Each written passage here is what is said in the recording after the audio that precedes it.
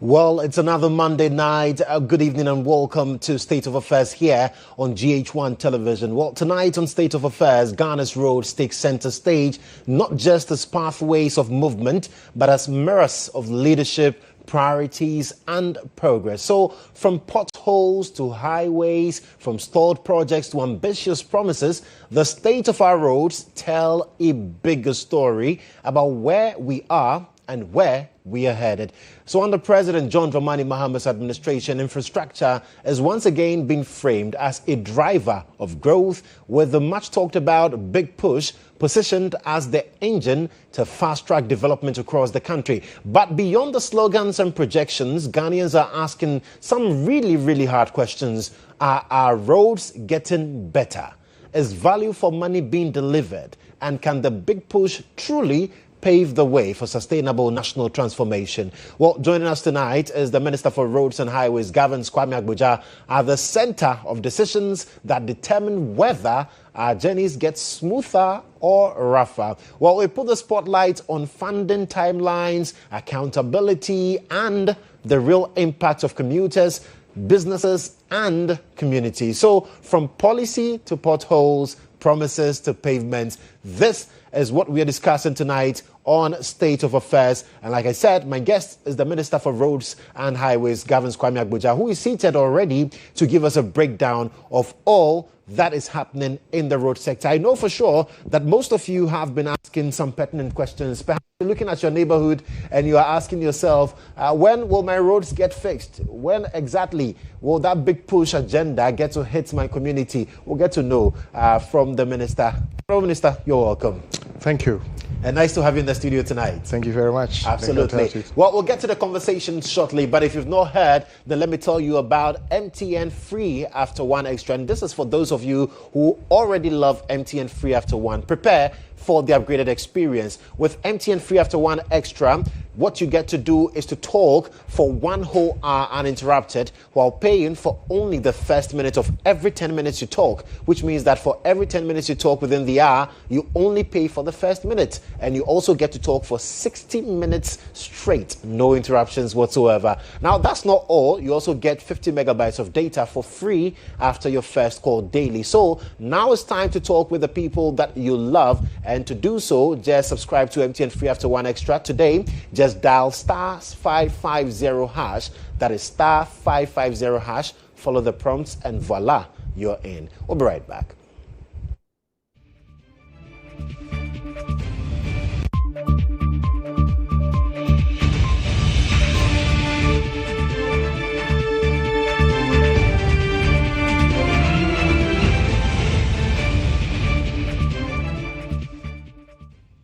Well, so the Minister in charge of roads and highways in this country, GHOne Agboja, is seated here. He's also the Member of Parliament for the good people of Adaklu. Honourable, once again, welcome to the show. Thank you very much. And how has it been for you in what people have described as the pressure cooker? They say your ministry has a lot of pressure.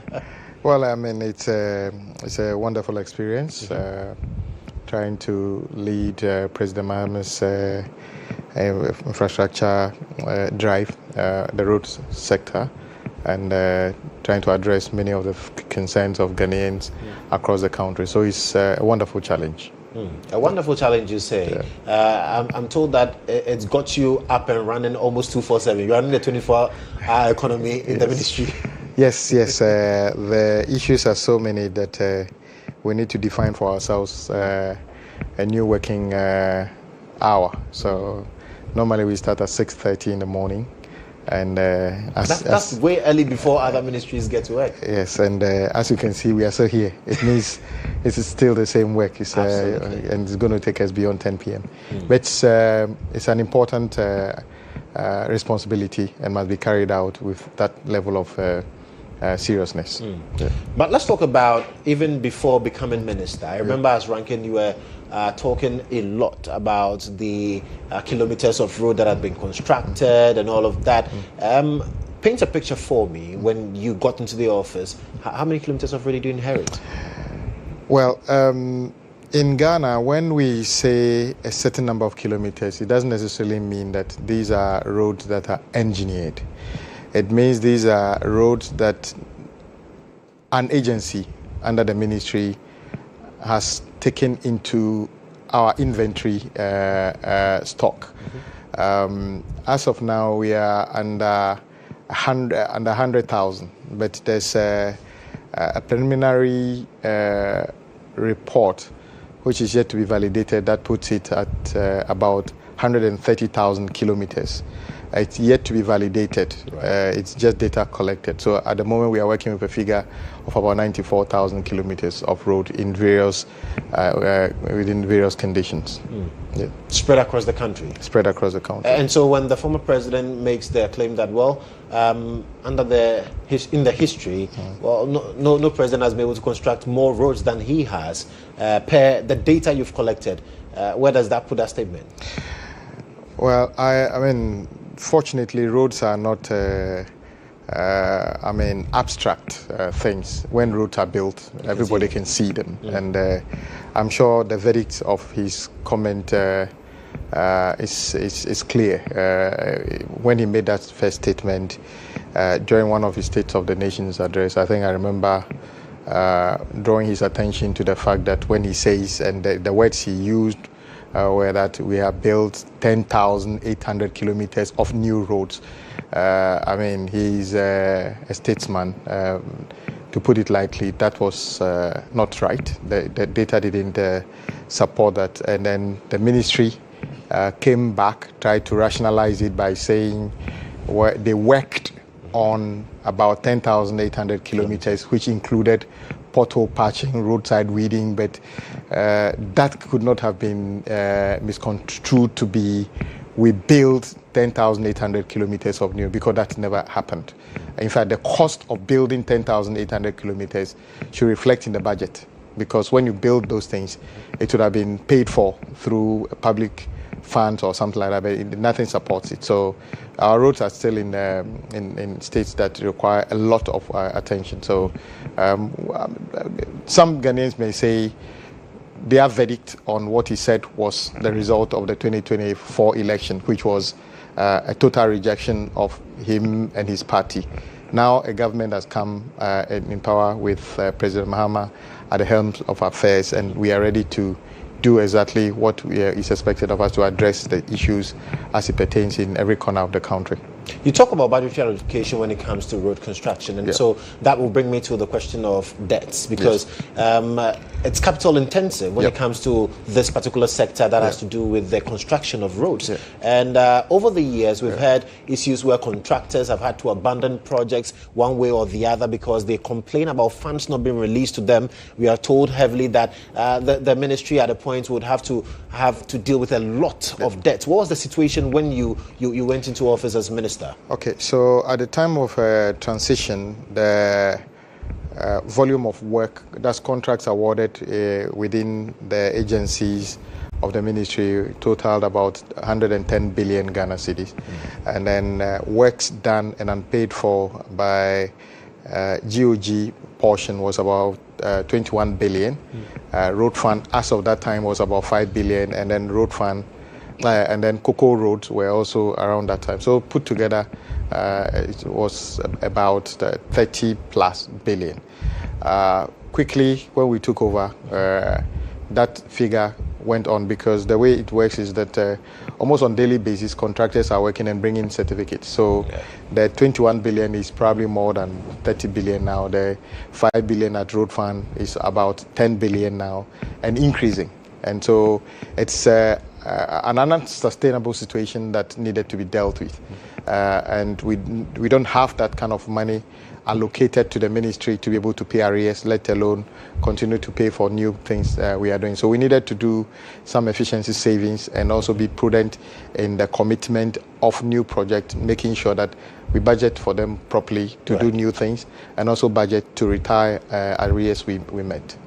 So how did you go about it? How much of that debt has been paid as we speak tonight? On record, as of 31st December, and then Finance Minister will confirm this during one of his visits to Parliament. We are approaching about 10 billion Ghana cedi payment to contractors in terms of arrears for by the close of 2025. That will be on record of maybe, the biggest ever payment within the shortest period of time by any government. And guess what? This is all payment to contracts awarded before President Mohammed took office. This is a marked difference from in 2017 when contractors' projects were suspended for a so-called investigations and all sorts of things. President Mohammed never asked any project to be suspended. Rather, I went around this. He asked me to go around the 16 region and encourage contractors, please keep faith with the state, continue working, and you'll be paid. So based on that, he made sure that whenever we raise some revenue, we paid contractors. And I must say thank you to all those patriotic contractors who actually held the ground and continued to work, improve the road network across the country, and we are beginning to pay them. I know we owe them far more than the 10 billion we paid, but you'll be surprised that even the 10 billion is quite a colossal amount of money to be paid on record, and we are working to make sure that we retire the rest of the arrears as well. So clearly, when you took over as minister, you met contractors who were unhappy, some who had abandoned the projects. They were not on site, machinery would be on site, but then there was no work. How did you navigate that sphere in terms of the relationship with the contractors to even give them the assurance that indeed this administration was committed to paying them what is owed them? Well, I believe the Ghanaian contractor is more than just a contractor. These contractors, if you take the fact that government payroll itself is just about 1 million people, and we are 33 million, thereabout. It means that the majority of people earn a living doing something by themselves. And the built environment is key to some of the private sector employment. Road contractors employ a lot of people. I know road contractors whose workforce is over 2,000.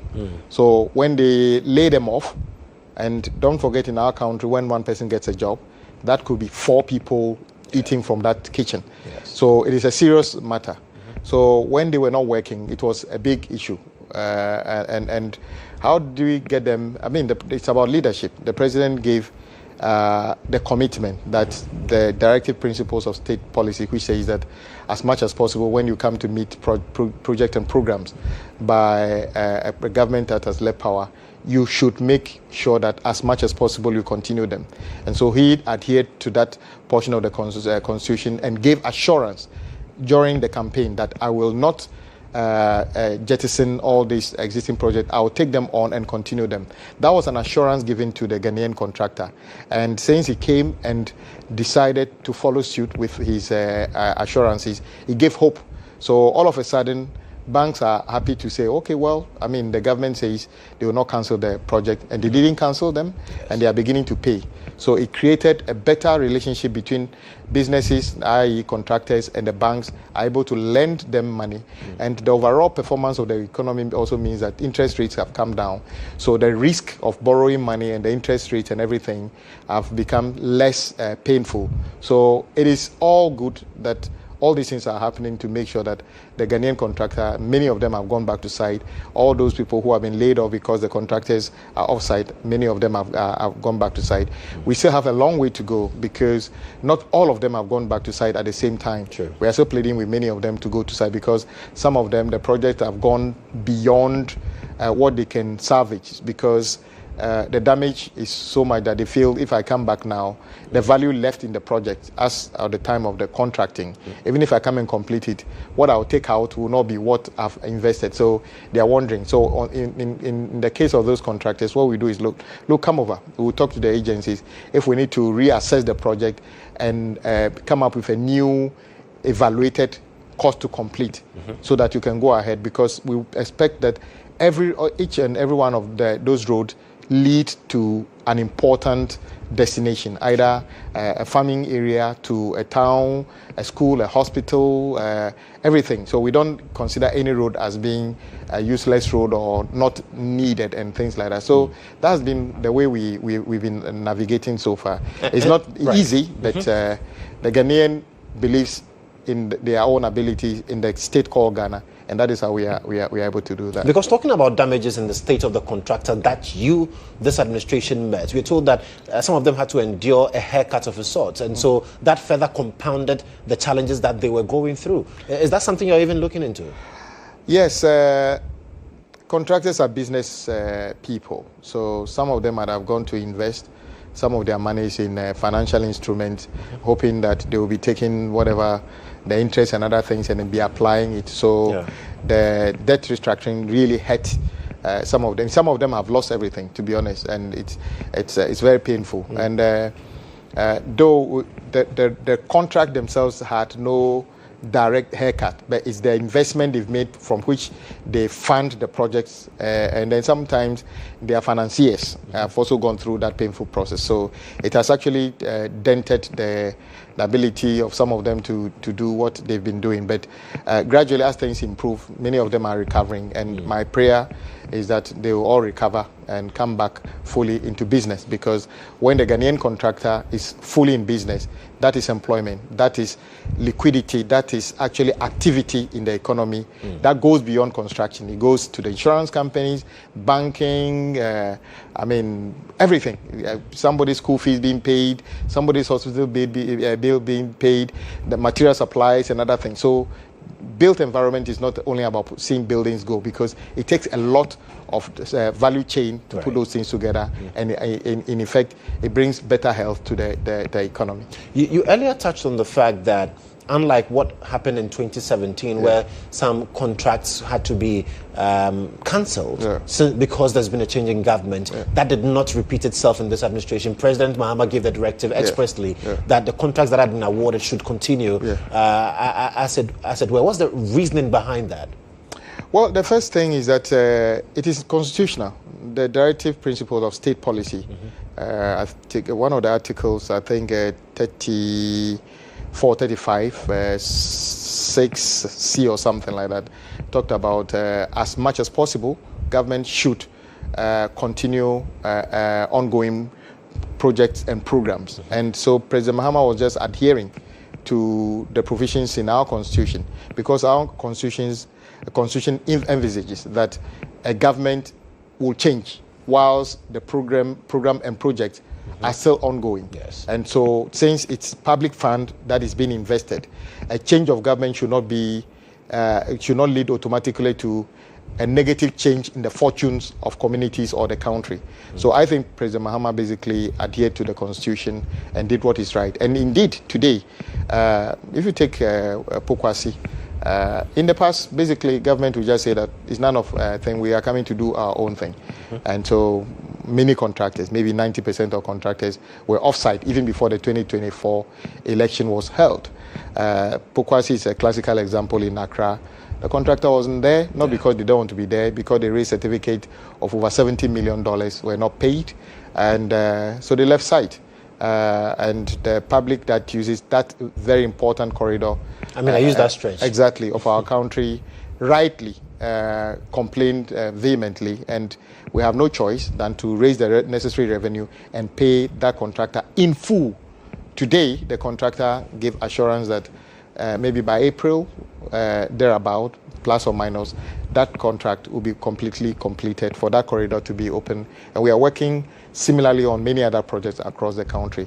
You take another one like Takrady to Agona Junction, also awarded. Contractor was working, raised certificate of $78 million, not a dime was paid. And then they left it like that. The contractor was at the verge of parking off-site. Of course, the pace of work has slowed down. President Mohammed directed that contractor be paid in full. That contractor has been paid.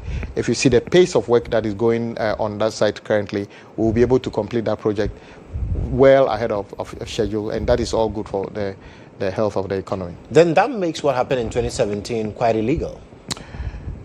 It shouldn't have happened because roads. Because we know that even some important roads like Cocoa roads had their contracts. I would rebated. attribute the last nail in the coffin of the Cocoa Road project. I would attribute it to the 2017 reckless decision. And they over-politicized it. I remember the Cocoa Board chief executive appearing before the committee, making all sorts of wild allegations that some of the roads didn't exist. And then you remember the fight I need to put forward for them to show the evidence of the report. They were hiding it. Later, there was nothing in it. But unfortunately, when they suspended some of those projects, in fact, some of the contractors were just about to seal the project. That is, do the final wearing course and then hand over. They said stop work, and by the time they finish, take 2, 3, 4 years to finish, the roads have deteriorated, which is a lot of investment gone waste. And the prices of materials, everything went up, so they couldn't go back and complete those projects. So that is the reason that today the finance minister directed Cocoa Board no longer indulge in anything close to awarding road project. Cocoa Board will always have interest in roads leading to cocoa growing areas. They can always identify those roads and other things, but the road agencies, other feeder roads, highways, would actually lead in the preparation award of those projects. They can now come and pay for it, but not to be awarding project within Cocoa Board, because you're supposed to grow and sell cocoa, bring revenue here. But they were more concerned about awarding cocoa road projects and other things, and leave the growing of cocoa, which was never part of their core mandate. And are you also commissioning an audit into the roads or the projects that you came to meet? Well, we are doing something. We started with auditing the certificates that we met, and so the finance minister, if you remember, carried out an audit of the certificates in the system, and to weed out all those repetitions and whether the works were actually carried out at what price and other things. But with regard to projects on site, since they are not completed, we have enough time to carry out audit and other things of the project. So we are not in a haste to say that, look, stop, let's audit another thing, because we are with you on the site. Because it's like going to a school and say that there's an allegation of a bad student. So you go and shut down the school, say, I'm looking for the student.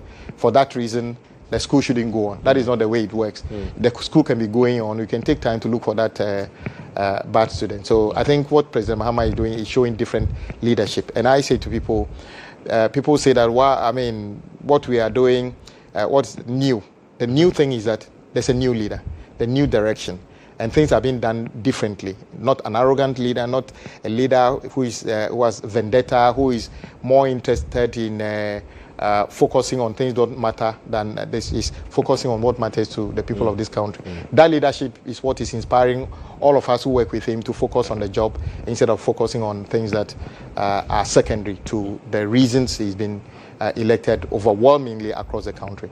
So you had a ministry that requires that quite a lot of money is paid to contractors, for instance. And you have said here that at least for 2 projects, you had to raise the full amount to pay those contractors. So when you hear your political opponents say that, well, this administration is not spending. You're not spending at all. And that's why the macroeconomic figures are looking the way they're looking. What response do you have? Today, Adaklu District Assembly has got money sitting in their account. Money transferred under the common fund in their account, right? Earmarked for projects.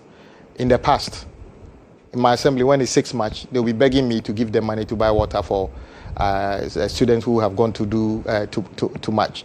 Today, health insurance is paying service providers. Today, as I said, close to 10 billion cedis have been paid to contractors within the shortest possible time. That never happened under the NPP. The finance minister actually went to Parliament to give details. We have spent far more than any government in recent time in 2025. So when they say we are not paying, so that whoever says that, of course, is just basically trying to not tell the truth, and that would not, if that will not be surprising because they never told the truth about anything. Even when they were in charge, they never told the truth about the economy. But the truth is that today the discerning Ghanaian knows that government is spending. We are spending on everything that matters. What we are not spending on is waste. We're not spending on wastage and other things. Today, as a minister, I've never asked anybody to buy me a new car, change my furniture at the office or anything, because that is not the reason we've been elected. So we are indeed, and then the president, you remember, says that henceforth no minister is allowed to be given the regular weekly or monthly fuel stipend, and all those things are being cut. So we are making a lot of efficiency savings to apply to the things that matter. So we are spending, but we are spending on the right things, not hopeless and unnecessary things like cathedral and all those things. We are not spending on wastage. We are spending on things that derive value to the people of our So what you're doing is prudent spending. Exactly. And that's the results we are seeing. Exactly. And not because you've deliberately not released funds to the things that matter, for which reason the books are looking good, like they accuse you of doing. No, we are paying all the time. Last Friday, we were paying contractors, SMCs. SMCs are small, medium contractors who, some, you'll be surprised, are owed 6,000 cedis since 2020. 6,000 Ghana cedi within the roadside. 10,000 cedis not being paid. Last Friday, we are paying. Every time we are paying. We're still paying. Tomorrow, other people will be paid another thing. So government is actually spending.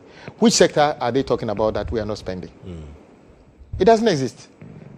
We are spending, but we are not spending on unnecessary things. I mean, maybe spending almost $100 million on the cathedral for them, that is a laudable expenditure. President Mohammed will not do that. We have 100 million, that is almost 300-bed district hospitals complete. That is how much the cathedral would have generated. And though they started Agenda 1, not one has been completed and is in use. Not one. Almost all of them. I mean, in fact, not almost. All of them. None of them have been completed. You say some are at various stages of completion. We have various stages, but you don't go to hospital at various stages of completion. You go to hospital that are complete. That are complete. That is the thing. So we are different. And people who say that all political parties are different, I totally reject that. Those who say you are all the same. We are not the same. You can see a clear difference. Even with roads, what I've just said, it's a clear difference. We are unlike NPP, who would come stop our project we are investigating and other things and go and spend money on things that don't matter, abandon project, and another government comes, instead of repeating the same thing, say, look, don't stop work. It doesn't matter whether the project was awarded to you by NPP. This is Ghana's project. We are continuing with it and continue to pay them. So the 10 billion I'm talking about that have been paid, guess what? Are payments to contractors whose projects were awarded by the previous government. Who does that? It is just a prudent and forward-looking president who will do that. Not to say that I didn't award it, so I'm not going to pay. And indeed, in 2017, there are contractors who were never paid because their projects were awarded in 2015, 2016. They were never paid, some of them until 2024. But now, nobody discriminates. And in fact, I've been telling somebody that the road fund payment we are doing, and I want to use the opportunity, don't look for me. You don't need me to get paid. Once you've been validated, your data is in the system. When it gets you, so we say, okay, let's pay people up to 1 million. They go to the database, whatever money is there, they apply it, they clear everybody. Let's pay up to 2 million people, they apply it. So you don't need the phone number of the minister. You don't need to come to my office to plead with me to be paid. Once it's been validated, it's in the system, money comes, you'll be paid. Unlike the past that you need so to... So you have no part whatsoever to play? What do I have to play? We have... we have more than 5,000 people registered as contractors. The people we are trying to pay are over 1,000. Imagine even if 500 of them are trying to come to my office to plead for payment. In any case, the person has worked. Why does he need to plead with me for payment? So I say you don't look for my house. You don't need me to intervene. What we need is we have enough resources. Your certificate has been validated. You will automatically be paid. Yeah. Well, so I'm sitting here tonight with the Minister of Roads and Highways, Gavin Kwame Agboja. We'll take a breather, but when we return, we'll be looking at some specific roads. Now, what he's told us here is that the contractor on the Pokwasi stretch says, well, hopefully by April of this year, we would see a completion of that particular project. And because I use that stretch every single day, I can tell that indeed that there is work ongoing. In fact, there were some places I used yesterday that today when I was coming, it had to be rerouted because work was being done on that stretch. And he says hopefully by April, we'll get to find out from you, from the minister as well, for you to know what happens to your road. Because I've got some messages from people who are along the La Beach Road all the way to Junction Mall, connecting to the other areas as well. This is still State of Affairs here on GHOne Television. We are live on Facebook, on X, and on YouTube. We'll be right back after this break.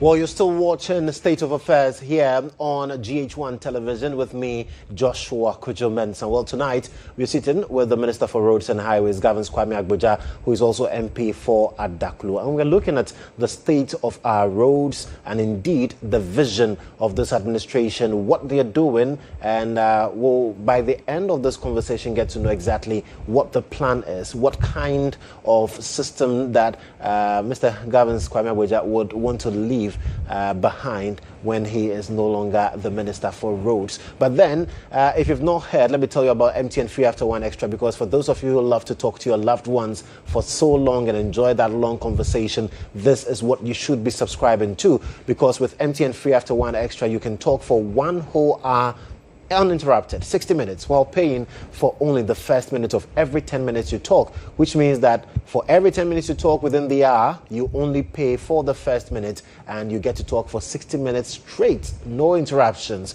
Good news is that you also get some 15 megabytes of data free after your first call daily. So now it's time to talk extra with all the people you love. Just dial star 550 hash, which is star 550 hash, and follow the prompts to get signed on to MTN Free After One Extra. So, Honorable, before the break, I mentioned I'll be talking about some specific roads. Yeah. Now, I also happen to apply the La Teshin Road, the Beach Road, a lot. And I realized that around the La Palm Royal Beach Hotel, going towards the bridge, the Peishi Bridge to the Bush Road Junction, you've seen some works being done. Yeah. But then there are some parts of that stretch as well that remain undone. What's the status there?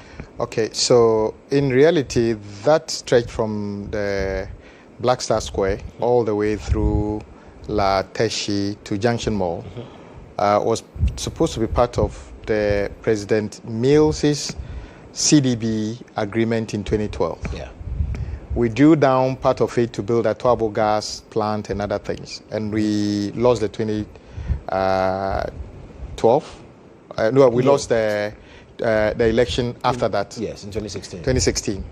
Now our colleagues came to government and resuscitated the loan and started working on, because there were different components of that. There were fish landing sites and other things, many components. Unfortunately, while the project was ongoing, we encountered the debt situation. So the CDB, the China Development Bank, like many others, suspended release of funds. So that is why the project stalled. Right. Now, yes, the stretch has become very, very difficult, because there were sections that half of the bridge have been done. There were stretches that one direction of the lanes have been primed, the other one is not done, and other things. So I was lucky to join the finance minister when we went to China to have a discussion with our counterparts, CDB and others. That process is gone very far, but the CDB portion particularly is not totally concluded. So what we are trying to do is to use our own resources to fix the most difficult sections. So you talked about the Peshi Bridge, the Malidade, and all those things. And then if you notice, prior to the Christmas, if you were at the Junction Mall, you notice that when you're approaching Junction Mall, you need to detour if you're coming from Accra to the left and go and turn before you can come in. Back to the... We're able to work and then open it up. So currently, you can drive on the same route and turn right. But the how do you call it? The flyover itself is not being used because we need to do some work. So it's true that we find that route in a very bad state. In fact, there's another bridge that needed to be launched, I think, at either, I think, Teshi, or just the border between Teshi and Nungwa. That one section has been done, the other section is not being done.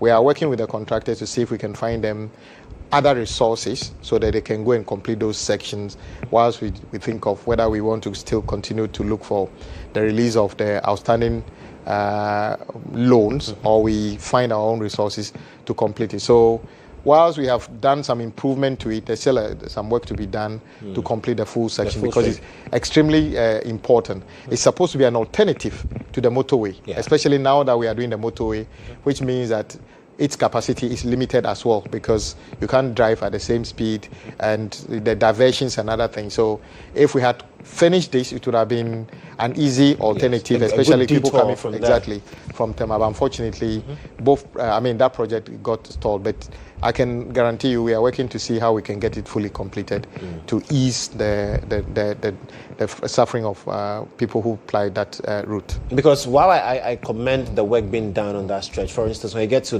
at the center where the General Hospital used to be at, you realize that a very small portion, but it's so bad that once you get there, now every vehicle has to slow down. Yes.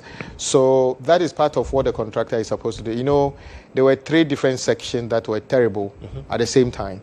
The bridge itself, which has been fixed. The Peshi Bridge fixed. And then the junction at the beach, the T junction coming from, what do you call it? The 7. Exactly. The 7 Trade Fair. Trade Fair, exactly. And then the Malidade area, Malidade, exactly. That is the last section that we needed to improve. Then at least temporarily we can improve how vehicles go through that section. So, but it's not been abandoned. The contractor needed extra resources, which we are working towards soon, so that we can complete that section. But that project, the scope is actually from the Black Star Square all the way to the Junction Mall, which, no, in fact, all the way on the beach road to back to Tema. Yeah. What about the Adenta Dodowa stretch? Yes, that was originally part of Sino Hydro. If you remember, the 10 first phase, well talked about, the so-called Bata agreement, Dr. Baumia, the cap in hand. We went to China, we found something, we are coming to get, was it $15 billion and other things, and then we came to Parliament. I remember very well, we said, what do you want to do? They said, it's a Bata agreement, there was no money involved, somebody's coming to build roads, and then we use bauxite to pay them. But if you read the agreement, it says that we will mine bauxite, sell the bauxite, and use proceeds of bauxite to pay. So it was not a Bata, because we are supposed to repay the Chinese with cash, not with bauxite. But we missold it in Parliament. Everybody thought, oh, why can't you get $600 million worth of road and just, we have tons of bauxite lying beneath the belly of the earth, and then things like that. And as it turns out, the Chinese disbursed a certain amount of money, did some work, and were not paid. So they came back to Parliament, the NPP came back to Parliament and converted what we owe them to a loan with interest. And that got stuck. What it meant is that all other projects that were within the portfolio of the phase 1 of the Sino Hydro stalled.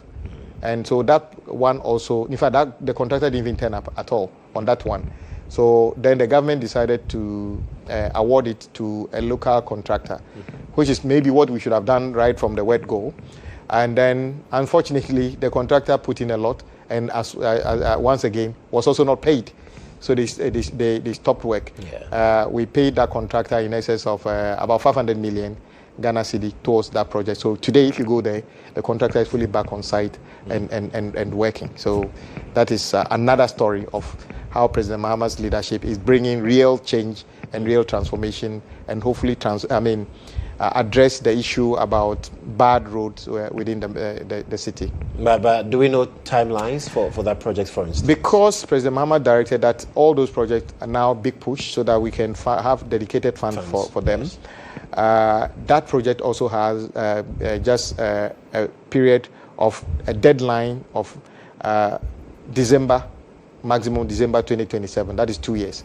So I am very confident the contractor may complete that project before 2027. But that is the time frame within which they have to complete it. Is the story different with the Kaswa-Winneba Road?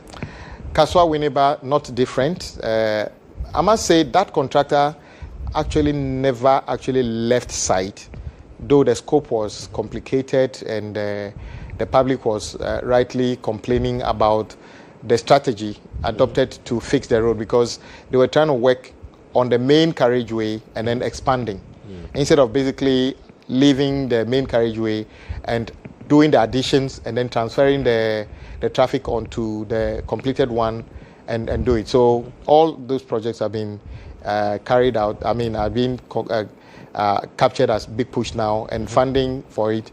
And so that contractor to receive some payment towards outstanding bills. And then that project is supposed to end at Winneba roundabout. It's now being converted to an interchange. So if you go there now, you realize that the roundabout is being converted into an interchange, because it's supposed to be a highway. If you put a roundabout, it means that people need to slow down and do other. But when you are going to, we've done another pass which you go through. And a new project from Winneba to Mankesim. Having learned the bad lesson on Kaswa-Winneba, we decided to advise the contractor, do not touch the existing carriageway, rather go and build the new road by the side. When you finish, you transfer the traffic onto that one, then you can come and improve the existing road. So you don't see people complaining about the road between Winneba and then Mankesim currently, because we have a different strategy, having learned the lessons on Kaswa Winneba. And if that's also on the big push, then we're looking at a deadline of December 2027. Exactly, the same deadline of 2027. Yes. And talking about the big push itself, for those who might not have a proper appreciation of what that particular agenda is, because it looks like that takes a chunk of our financial resources as a nation. Talk to me about it. Okay, so the big push is the President's infrastructure master plan road portion. Why does it need to do this? Historically, we have done things piecemeal in our country in terms of road, but we have some specific trunk road corridors that link the country north, south, east, west. Okay. So we have the Western Corridor, which starts from, let's say, Takrady, through Wenchi, all the way through Sola, Wa, all the way to Hamile, called the Western Corridor.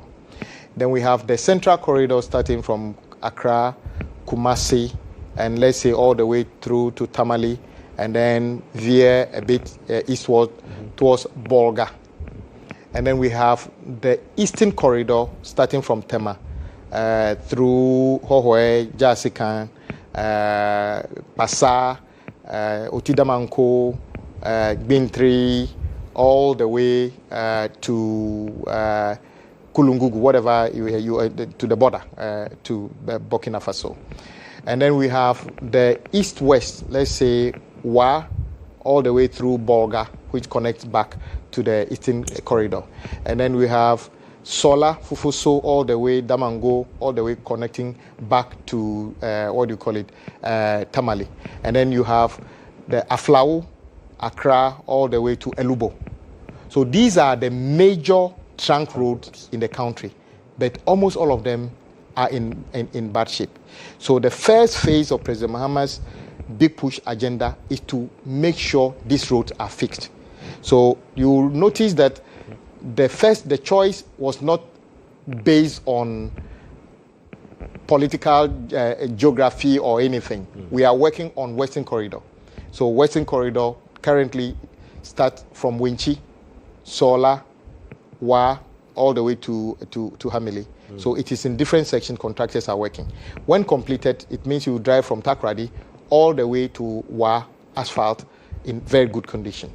When you go to Eastern Corridor, started by President Mills, stalled, colleagues in the NDP continued to a point, but currently where we are is that it's only up to Have.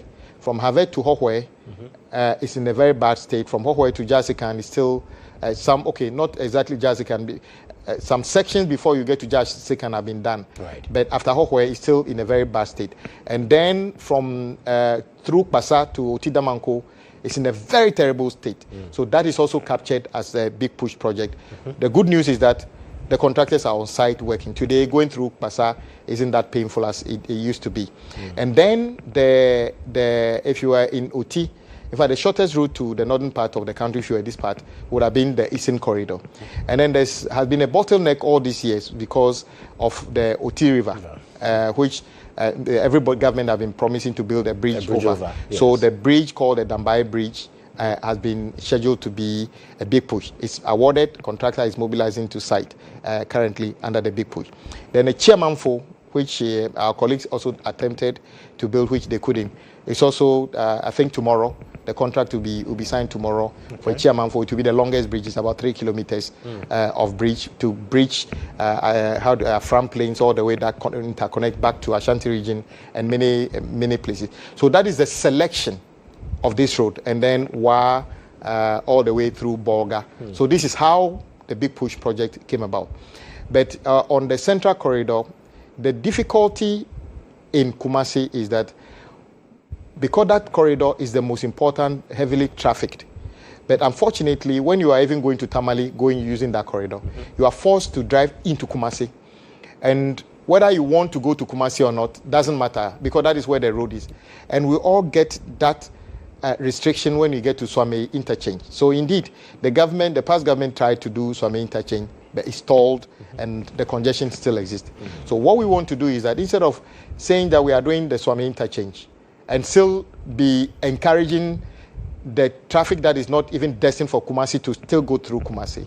We should do a detour. So we decided to do a ring around Kumasi. But the first quadrant, which is the eastern quadrant. So when you get to Kumasi, maybe before, after, around the Jisu, you do a detour, which is about 40-something kilometers. So from there, then you go back to join the road at Mampong. What it means is that you can cut off a number of vehicles from entering Kumasi because they have no intention of going to Kumasi.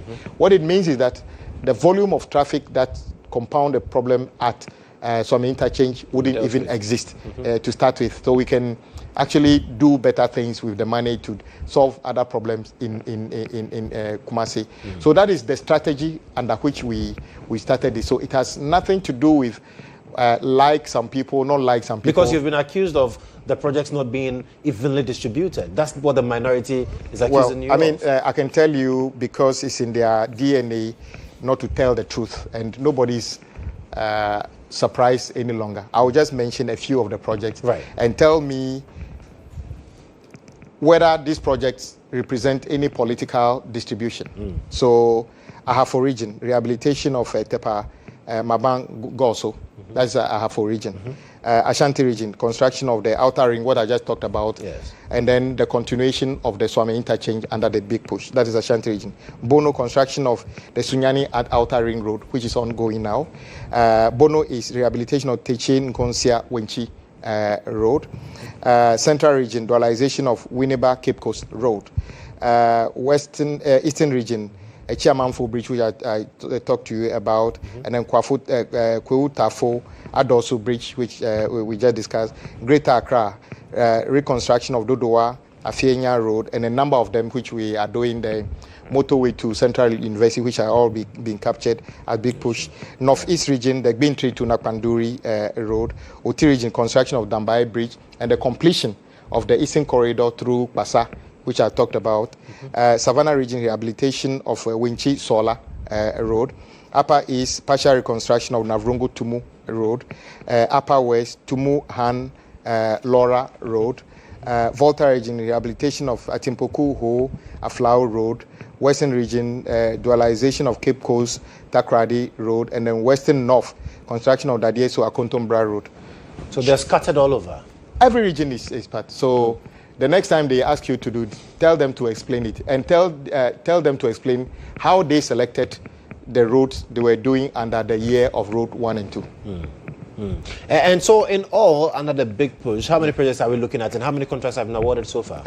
In excess of 40 projects, including existing projects that have been novated to become big push because of the lack of funding. So Kaswa, Winneba, Cape Coast, Agona Junction, how do you call it, Ofankor, motorway to Central University, and many others, and the new ones that we have added. A total of almost 50 billion cedis worth of projects across all regions of our country. Many of them are trunk roads and bypasses to make sure that the connection between regions and the national capital is easy. And then the last one that is coming on, which is the Accra-Kumasi Expressway, which is extremely critical. We should have built this yesterday. Very important road, are all part of the big push. And I'll come and talk about the Accra-Kumasi Expressway as well. But then, just for purposes of clarity, you mentioned that the Dambai Bridge, which we've seen subsequent previous governments try to always say that, well, we're going to see this done. You say the contract has been signed? Yes, contract has been signed. Contractor is mobilizing to site currently. Yes. So it's no longer a dream. We are now supposed to leave the dream. We are supposed to build that dream.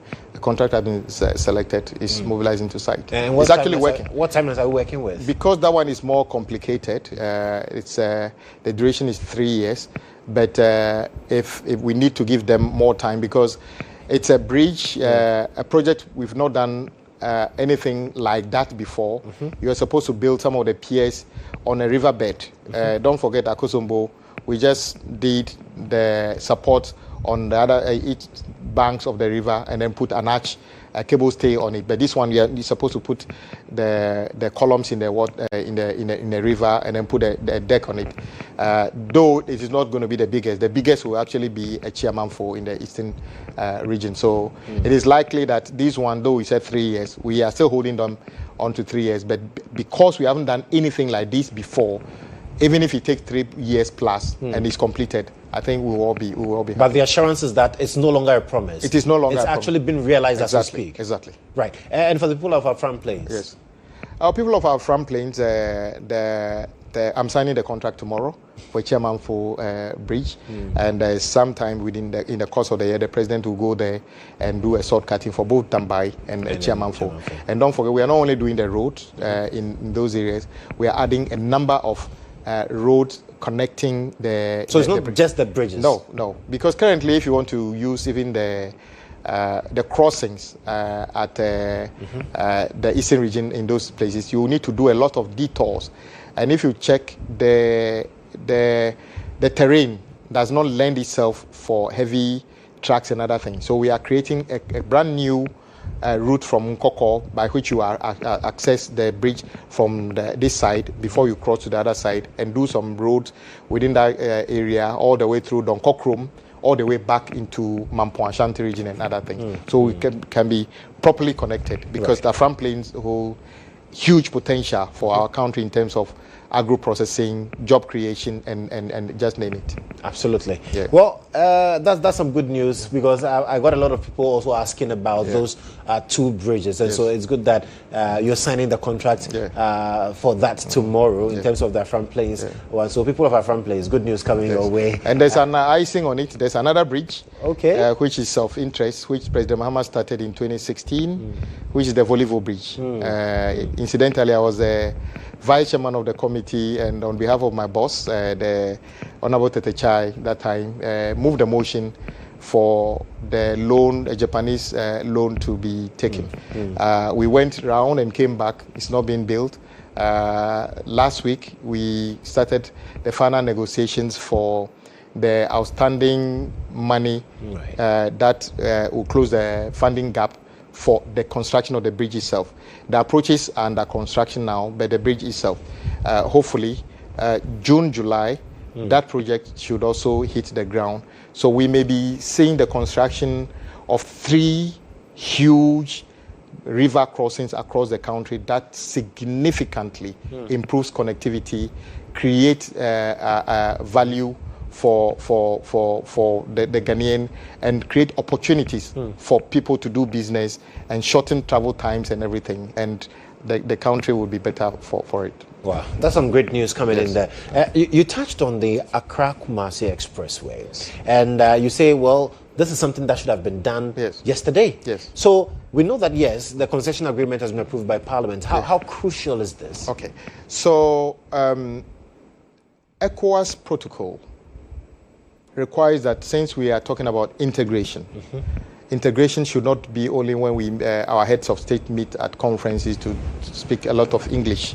Integration should mean something to you, should mean something to your colleague who you went to school somewhere, who is in Togo, Burkina Faso, Benin, Nigeria, and other things.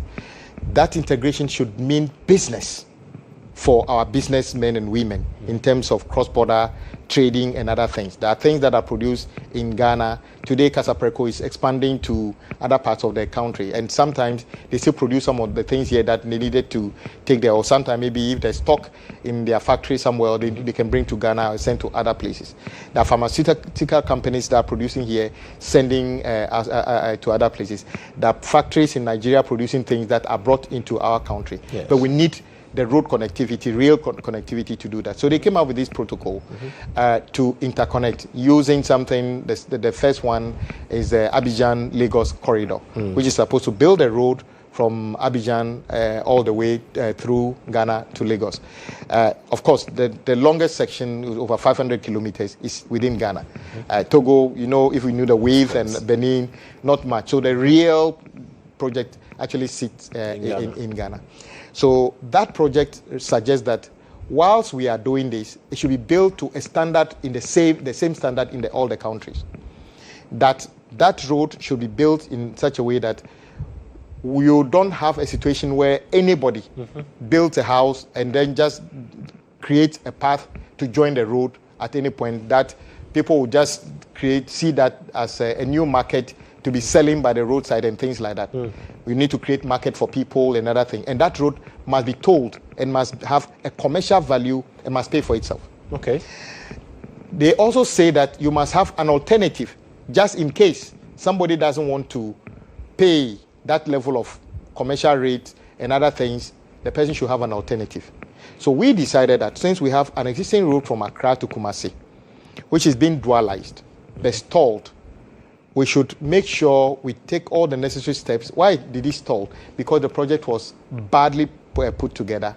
Nobody considered the ground condition and other thing. So the cost that was put to it actually initially it was 1.9 billion Ghana cedi.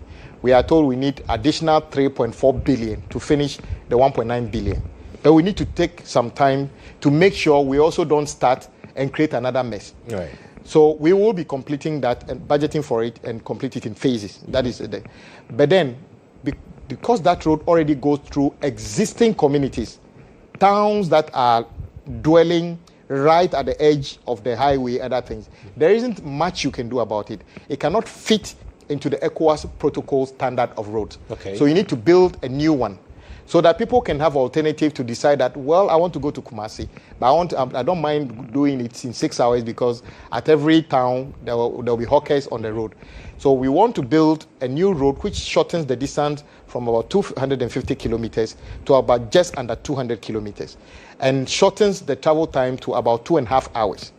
And it will be fully commercial in such that maybe the toll on the Accra-Kumasi, the existing road, could be, let's say, hypothetically, 10 cedi. Somebody can say that, well, I don't mind paying 100 Ghana cedi to go on the road and drive for 2.5 hours because the speed in terms of getting there and coming back is my issue, not how much can I pay for that. So we are having these two projects. So it's not as if we need to choose the existing road over the new one. Right. We need both working at the same time. That is the whole principle of the Accra-Kumasi Expressway. And we needed this road long ago. And I think that road, even if we get to Kumasi, if we have the ability, we take it all the way to Tamale and try to see if we can connect to our neighbors in Burkina Faso.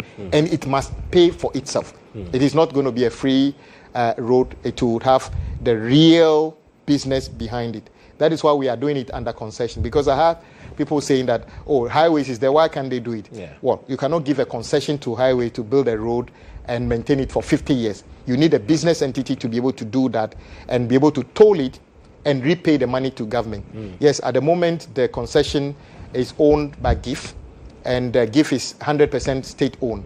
And we are using, Big Push as the source of funding for the project currently. Basically what it means is that Ghanaians own the concession. Okay. And so when we start collecting the tolls on it, the money belongs to us in terms of maintenance. If we make profit, guess what? We move from Kumasi towards Tamale. So that is the whole point of making it a concession. So these are the reasons that we needed to do this. But it is so critical that it creates a new growth pole. But like I said, it is not going to be a road that everybody will say, oh, look, I've just built a house 10 kilometers, we have 15 people here, give us an access to join the highway. That is how you destroy the road.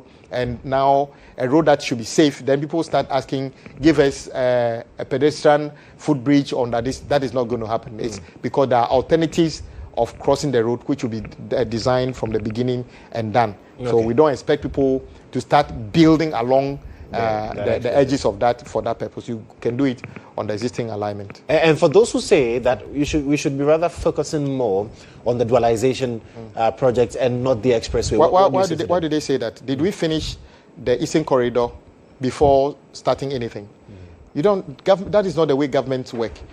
In any case, the apostle of that proposition, which is my own friend in Parliament, my colleague, the former roads minister, has since changed his view and said that he was never against the construction of the Accra-Kumasi Expressway. Yeah. His fear was that government was going to completely abandon it.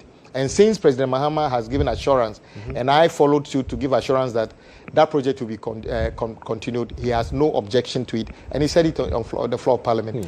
So if you keep repeating it, you might be the only one who is still repeating it. But the apostle has since changed his... Even as he has changed his position on it. Right. And so we are going to see both projects run concurrently. Yes. Not only those projects, all abandoned projects. Right. And because I don't want it to be like as if the bypasses on Kumasi Road are the only stalled projects. There are so many stalled projects, even in Accra.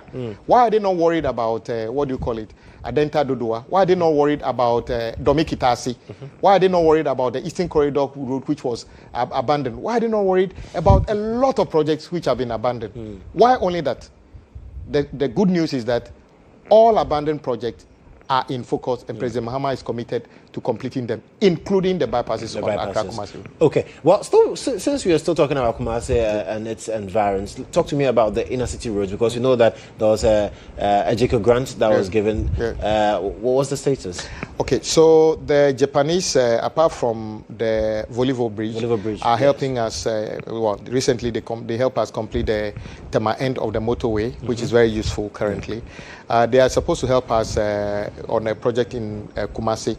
That project we are close to starting, but we needed to do some work. The work we needed to do is to do, before they start the work, do some relocation of some services, water, electricity, and complete a certain section of existing road, all of which is ongoing as we speak. So that project is in progress. Within the course of the year, we can see the Japanese go through the selection of a contractor, and then they'll come to site. And I'm asking because the claim is that, well, this is an MPP project. This is not an initiative of this administration. And so what?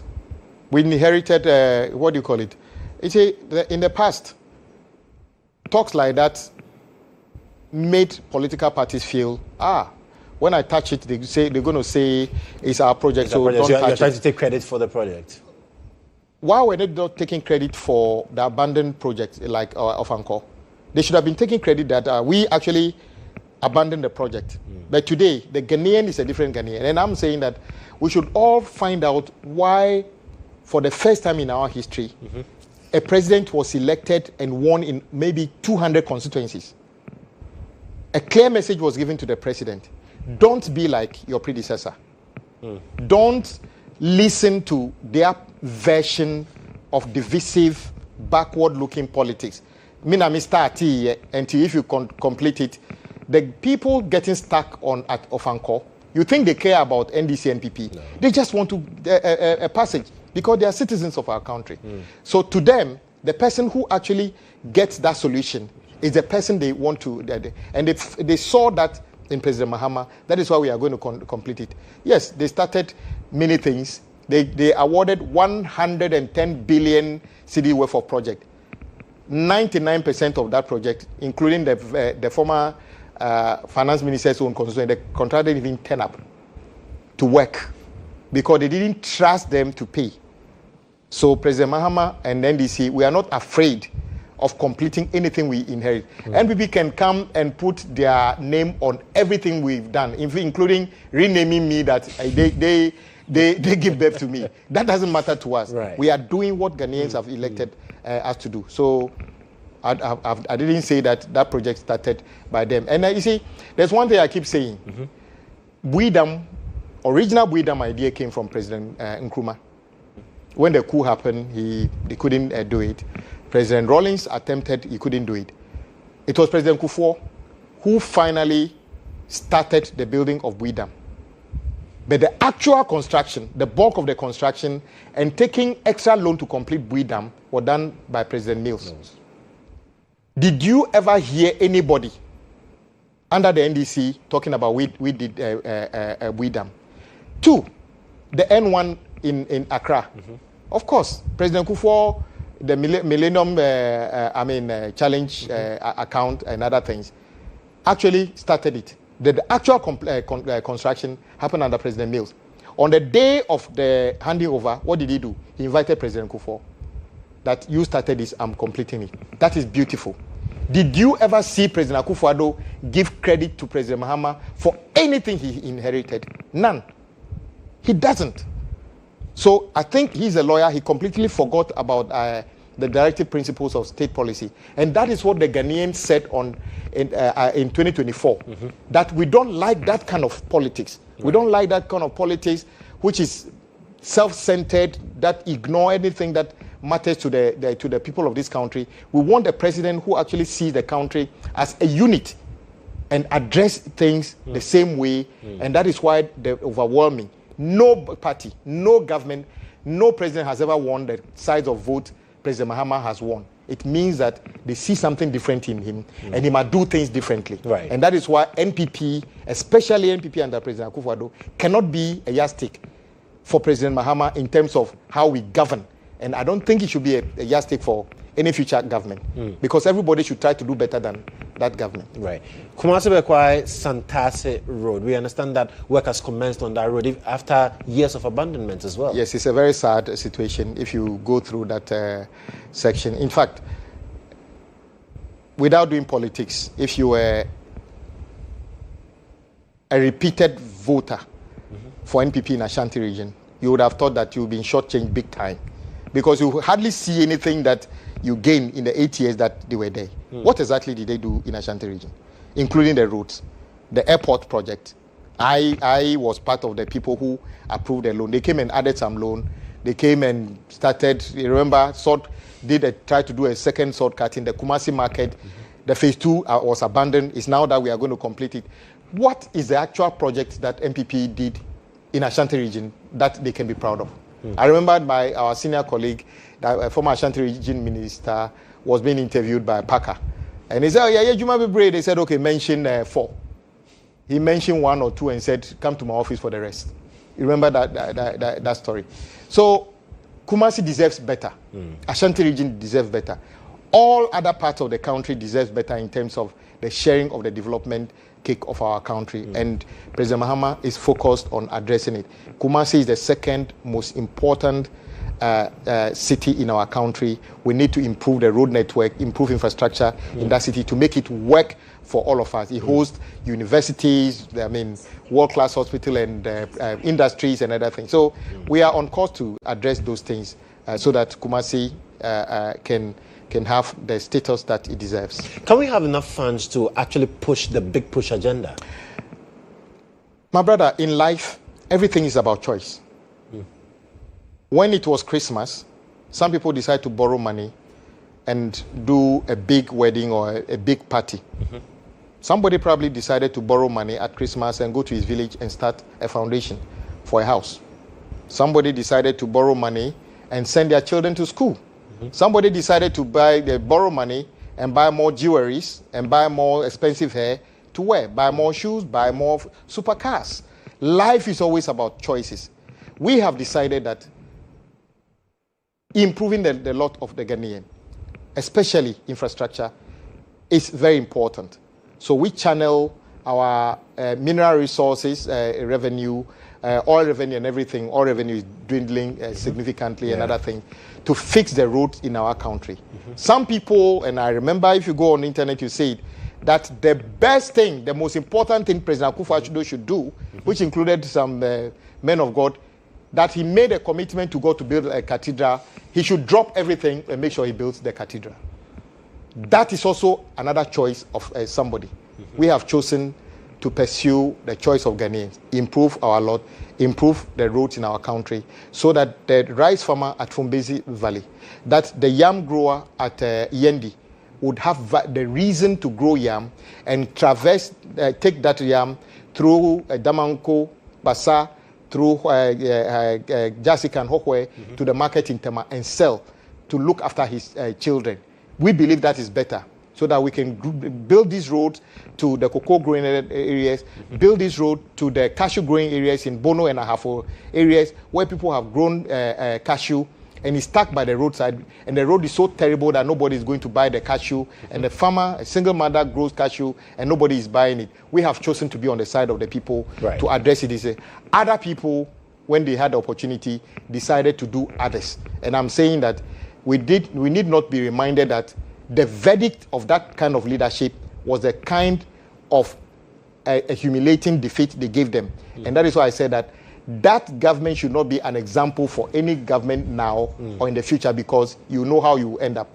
Very, very, very badly. Okay, so to borrow from your own words, so without doing politics, would repeat voters in the Volta region have cause to vote for the NDC again when it comes to the development that we need to see in the country? Okay, so I had a privilege of joining my respected colleague, the minister responsible for local government, chieftaincy and religious affairs in Volta region on Friday. Okay. He came to interact with the Nananom, the chiefs of the Volta Regional House of Chiefs. I took the opportunity to update the house of the road infrastructure investment by President Mahama in the Volta region. The media was there. They were heavily excited because the roads President Mahama promised to fix, that is from Atimpoku all the way through Ho to Aflao, they can see contractors working on that road. They can see contractors working on the road through Hohwe. They can see contractors working on many roads. They can see the preparation towards bringing back many of the stalled projects and other things. So, of course, the people of Volta region have needs as well, just like any other region. But the things NDC committed to do, we are doing them. If we do them as we promise, and President Mahama is doing it, I have no doubt that the people of Volta region, the people of Uti, the people of Ashanti region everywhere will still hedge their trust in NDC to continue and make things better for all of us. Very well. Well, so that's the Roads and Highways Minister Gavin Kwame Agboja, and we'll take a breather. When we return, we'll talk about road tolls, because we cannot have a conversation on the roads without talking about the tolling system. He has revealed that we'll be having a technology-driven tolling system. We'll come back and talk about that.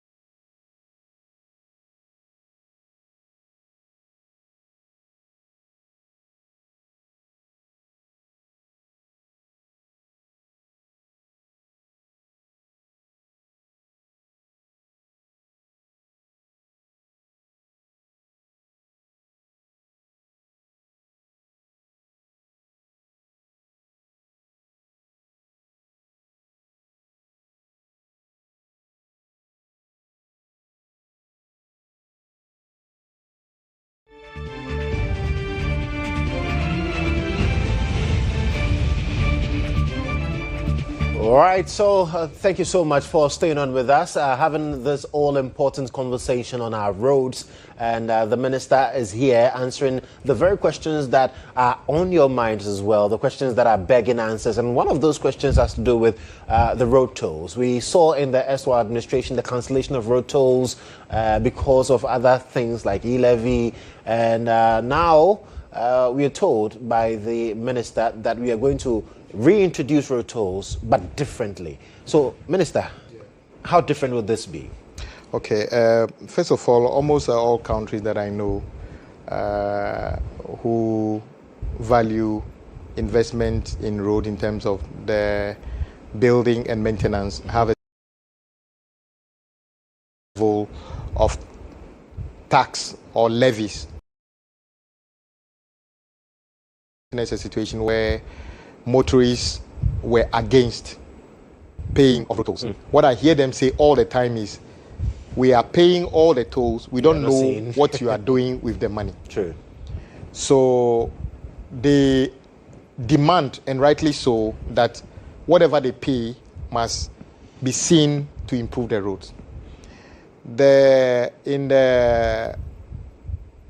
Towards the implementation of the e-levy, somebody thought it would be a trade-off by bringing e-levy and telling people, oh, look, we don't have to pay toll and other things. And don't forget, the reason they gave at the time was that road toll was creating emission and creating traffic and other things. But the same government tried to bring it back later, but they couldn't bring it before they left power. They also cite the reason, one of the reasons of being that we're only getting about 80 million annually from the regime, that regime of the road toll.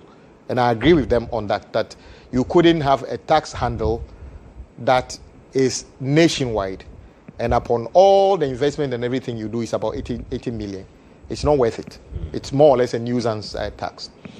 So we now need to think of a better way of introducing and implementing that tolling policy that tackles the things they talked about, the emission, because it's when the vehicles stop and the fumes and other things, that is what they are talking about. And so traffic. Yes, in the traffic. How do you address it?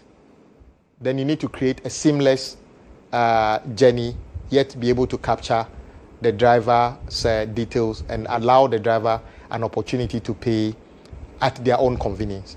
So we came up with, under President Mohammed, that we need a tolling policy which doesn't have to exist anywhere. We are technologically at a point where we can do this. And I always joke that if President Mohammed today announces that he wants to send 100 cedis to everybody in Ghana, but he can only pay it through your Momo, everybody will be able to find a Momo account to receive the money.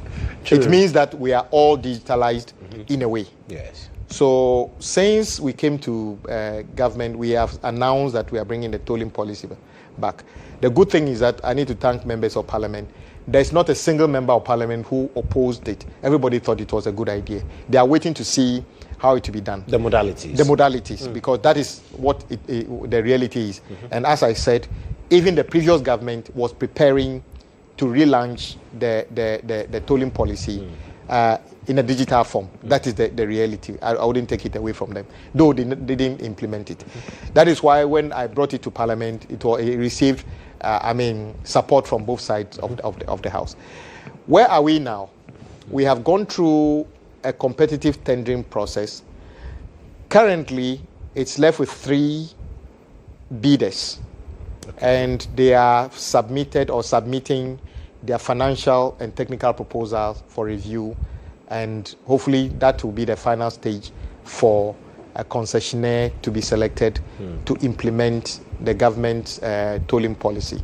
I've said in the past that if we get to a point and then at the last minute we see 2 or 3 bidders where we see one bidder has got a much more superior technical proposal but their financials are not as good, but the other one has got a superior financial proposal, the technical is not good, we will give an opportunity that, do you mind doing a JV? Because as far as we are concerned, we want the best of both worlds. Absolutely. So we can give you an opportunity. And because we want local participation. So for instance, the collection would have to be done by local banks. Okay. So there will be different ways of collection. It can be Momo, it can be directly through a bank account, it can be through an app. It can be through a bank can say that if you bank with us, your card automatically can be used in a way to be able for you to pay your monthly or quarterly road tolls. Once you go through there, this need to be linked somehow. So we now need to have a synergy between DVLA database. So you could see that DVLA currently is also working hard to have their number plate regime changed so that it's digitalized. So when a vehicle goes through an AI enabled camera, they can read the number plate and know, because currently if you register a vehicle, you have to use your Ghana card and take your biometrics. What it means is that every vehicle can be traced to an individual. Okay. In that case, there's data that means that when you are in a hurry going for a meeting in Tema, you don't need to stop anywhere. You can drive through the AI camera and set your Momo account to say that when I drive through, automatically deduct the money. I don't want to know anything about calling me that, oh, you have gone through a camera, come and pay. Or somebody can say, look, me, I know I go to Tema twice or 3 times a day, or so and so. I am buying a lot for the 3 days. A toll operator, if I were to say I want to buy a bulk for 1 month, how much would it? I buy it, your car registration is loaded. So if you go through it, it deducts so and so. Okay. Then the issue about, okay, what about trotros and taxis? It's easy. We can create a platform for them where maybe we can say that when a vehicle is registered, we know it's either whether it's private or it's a public vehicle, it's a taxi and other things. So if it's registered as a taxi, what it means is that we can say we have a regime where public vehicles have a one-off payment for the day. So it doesn't matter how many cameras it goes through, because you have to go through many cameras. So all of it can be harnessed because AI exists in our country. We can be able to do that. So that is where we are. The deadline is towards the end of this month. So hopefully somewhere next month, we are expecting that this process will be completed and then a concessionaire will be selected to start the implementation of the toll policy. And every road, every big push road we are investing in, there will be a tolling policy on it, because we need to raise money to start maintaining that road immediately it's done. Because we are intending to have a maintenance contract on every road that is completed. So that we don't wait after 2 years to say we are looking for another money to award a contract. It is somebody's responsibility to say that when a pothole begins to develop on the road, it's your job to fix it and be paid some money for it. So we don't let it become a gully on the road surface. So that is where we are with the tolling. So looking at the whole issue around tolling, would your predecessor have to answer some questions on the actions he took? I think we are focused on doing what Ghanaians want us to do. I am not the Attorney General. I'm a Minister for Roads. I want to focus on fixing bad roads. Maybe it will be somebody's job to see whether somebody did something the way it should be. But I think we are human. Sometimes people maybe genuinely believe they are taking an action which should give a certain outcome, but it fails to do that. The lesson for the new person who is in that role and the future ones will be, don't do it the way that it was done, because we all saw the outcome. Because before becoming minister, you clearly not happy with that particular decision that was taken. Of course, because we knew you believed it was backward. Oh, yes, it was not, because even 80 million.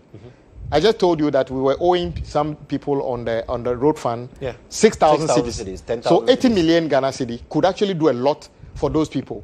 So whilst I agree that the accrual is small, in our context, it will still be able to pay some bill. So it was not necessary to be cancelled at all. And what was the status with the toll booth operators? Because I remember that one that was cancelled, they were raising concerns about being owed and all of that.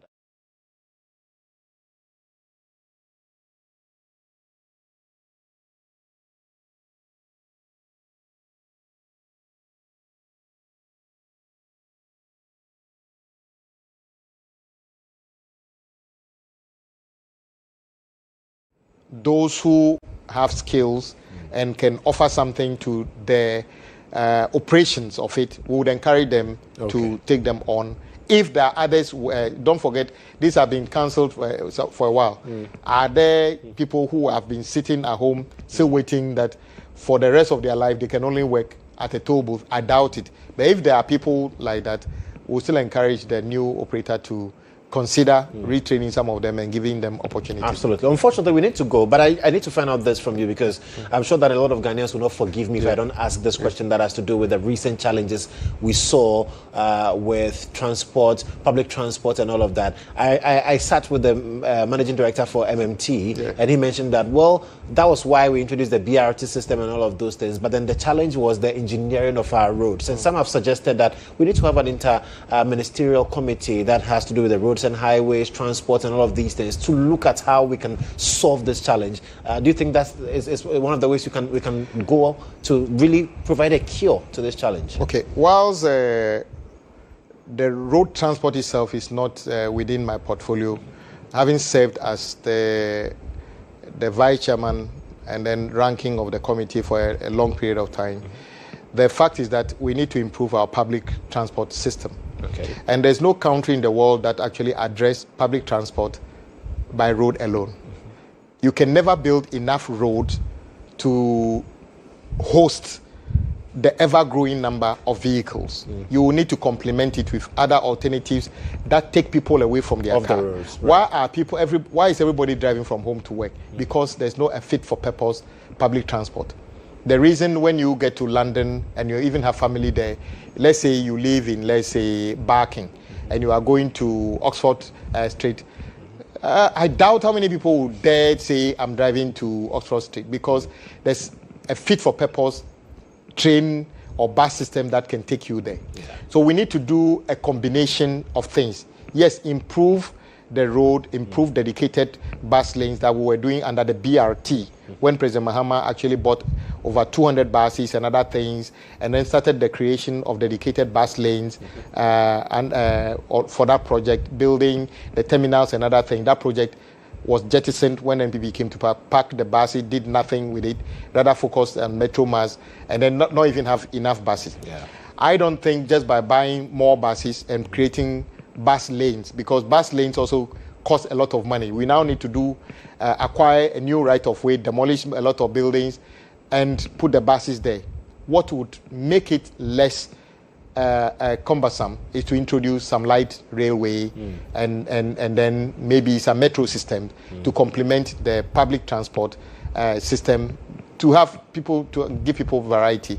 And that is where the policy should be. If you read the national national transport policy, those are some of the recommendations that are in. In fact, that is one of the reasons if you hear the infamous Sky Train, that is where those things came from. But I think while that one failed, we still have an opportunity to think holistically about addressing these things to improve connectivity in our city. As it stands, in 5-10 years, irrespective of what we do, it may be difficult for you to move from Legon to Tema Station in reasonable time, and we shouldn't wait for that to happen. Absolutely. Yeah. And I've always advocated the need to have alternative, including rail. I believe it will be a huge solution to all the challenges we're finding on our roads. But Governor Kwame Agbodza, what kind of system would you say you envision by the end of your tenure as road minister? Well, I wouldn't need to have a vision. The vision I am implementing is President Mohammed's vision.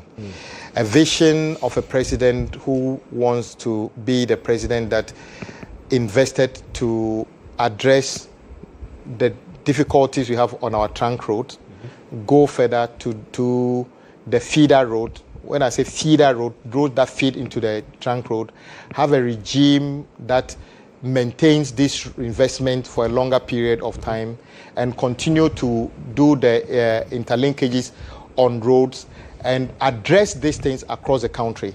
I will be very satisfied if I can help the president address these things within the next 3 years. And I have no doubt that he is going to be the president that did the biggest ever intervention on the road network, bridges in our country, and we'll never forget about him. We'll give him the credit for that. Don't forget President Nkrumah just did 19 kilometers of Accra-Tema motorway. We still hold on to that. Imagine President Mahama building Accra-Kumasi expressway over 200 kilometers.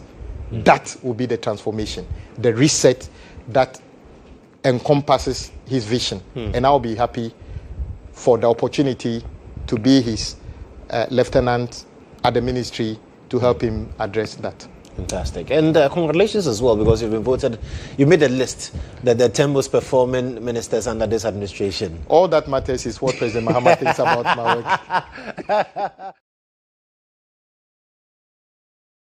There are some works going on there. We started some road works there as well. Some school projects are also going on well. Last Friday, I joined the chiefs to commission a new traditional council secretariat for them, so the chiefs can also have their own assembly and to dialogue on things there to help support government policy and other things. Don't forget, before party politics, the focal point of development in the community was the chief or the opinion leaders. And the President Mohammed is giving a new meaning to chieftaincy and other things. And we need to make sure that these institutions are respected and given the needed support to provide a level of stability in our communities, which the acrimony related to party politics cannot address. The chiefs come along with a special skill and respectability that we should protect, because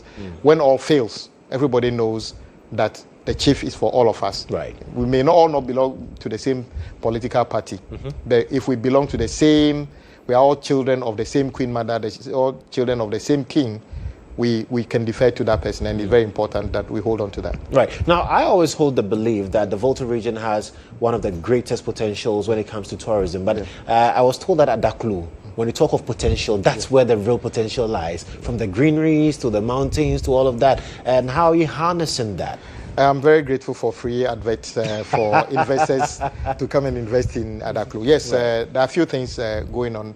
The tourism ministry has been looking at a few things. Maybe at the right time, we'll share some light on that. Absolutely. And many parts of Volta region, OT, and many parts of our country still hold something. What we needed to do is intra-tourism. In many people think that tourism is about an American coming to Ghana. We need them also.